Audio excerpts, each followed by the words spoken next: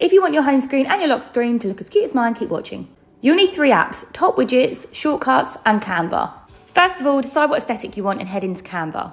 Here is where you're going to create all of your app icons. So you can use the Elements tab, search for different logos, you can change the colours, the backgrounds, you name it, and then save that to your camera roll. Then here's how you change the icon on your home screen. So you're going to want to go to Shortcuts, click the plus logo in the top right corner to add a new shortcut. Rename it, so put Instagram or any other app that you're doing. Then click the plus next to Open App. Click where it says App, search, so obviously Instagram.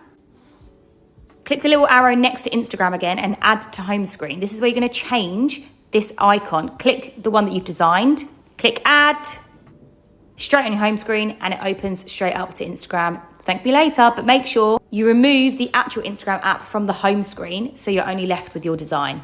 Now for photos, calendars, clocks, whatever you want. So go into Top Widgets. I'm going to do a photo, add it from my camera roll. I'm going to save this down and go back onto my home screen. Hold my finger down. I'm going to search Top Widgets, add in the widget, tap on top, click the photo, and it's added.